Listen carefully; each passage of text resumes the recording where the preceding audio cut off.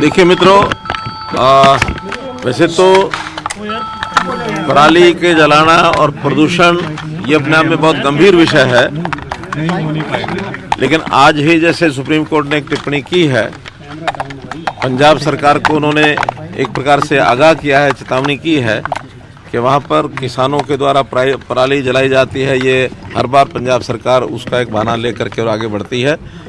साथ में supreme court ने ये भी कहा है कि किसान पराली न जलाए, इसके लिए अगर कुछ उन्होंने ध्यान करना तो हरियाणा की तरफ देखें। हरियाणा ने जैसे किसानों को बहुत से इम्प्लीमेंट्स दिए हैं, बहुत सा कैश इंसेंटिव भी उनके लिए लागू किया हुआ है। पंजाब सरकार को भी यही कहा है। पहले तो मैं हरियाणा के अपने किसानों का बहुत बहुत धन्यवाद करता हूं, जिन्होंने हमने जिस प्रकार के मैयर्स उठाए हैं, जैसे उनको हमने कहा है उस प्रकार की बातों को सब मानने लगे हैं और अब पराली वो जलाते नहीं हैं। पराली का उपयोग होता है, पराली बिकती भी है, इसका व्यावसायिक एक प्रकार से लाभ भी उनको होता है। और क्योंकि पंजाब को ऐसा करना चाहिए, मैं भी ऐसा ही आग्रह करूँगा कि इन चीज़ों से हमको राजनीति से ऊपर उठना चाहिए। और ये प्रदूषण जो है एक ऐसी समस्या जो मानवता के लिए हितकर नहीं है, तो राजनीति ना करके इन्हीं चीज़ों के ऊपर सबको काम करना चाहिए।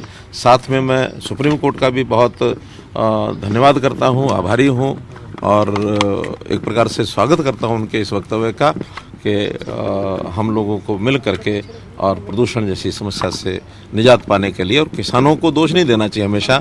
किसान अगर उनको हम सहायता नहीं करेंगे तो फिर किसान मजबूरी में कई बार आग लगाने की कोशिश लगा लेता है पराली को, तो उनकी सहायता करेंगे, निश्चित रूप से इस समस्या में से हम निजात पाएंगे।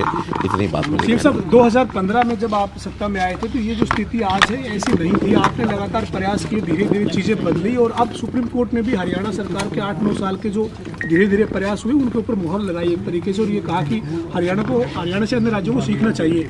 लेकिन सर खासतौर पर पंजाब की सरकार है, फिर दिल्ली की जो सरकार है, वो इस मामले पर लगातार राजनीति करती रही है। हरियाणा को ज़्यादा ब्लेम करते हैं, हरियाणा पे ब्लेम रहा सर।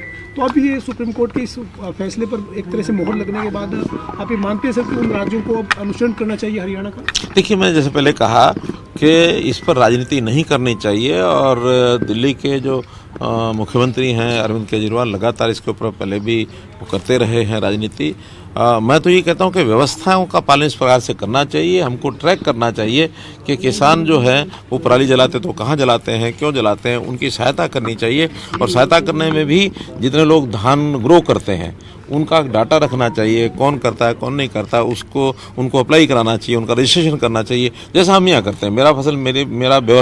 मेरी फसल मेरा ब्यौरा का जो हमारा पोर्टल है, हमें हरियाणा के एक एकड़ का पता है कि किस एकड़ पर क्या बुआई हुई है, और जितनी बुआई होती है फिर उसी प्रकार से उनको सहायता भी हम करते हैं, कैश इंसेंटिव भी देते हैं, उनकी पराली बिके इस नाते से हमने व्यवस्थाएं भी की हैं। कई कंपनियां आ गई हैं जो इसका उपयोग करते हैं पराली का, चाहे वो उसमें से एनर्जी प्रोड्यूस करते हैं, एथेनॉल प्रोड्यूस करते हैं, या उसमें कोयले जैसा जो बनाते हैं, क्या के लिए भी आपने नहीं वो थर्मल के लिए हमने, कोयला बनाने के लिए भी उनको बायोकोल नहीं क्या बोलते हैं, पिवेट नहीं, जो कोयले जैसा बना लेते हैं लकड़ी का, और उस नाते से उस नाते से उसका उपयोग और बेहतर करने के लिए सर क्या कर रहे हैं? हरियाणा में जीरो है एमिशन इस सबल के लिए सर, और कुछ इंसेंटिव मैंने बताया कुछ लोग अब ऐसे हैं जो शायद उस प्रकार की उनको अप्रोच नहीं हो पाई है कि वो वहाँ तक पहुँच पाएँ और इसका लाभ उठा सकें,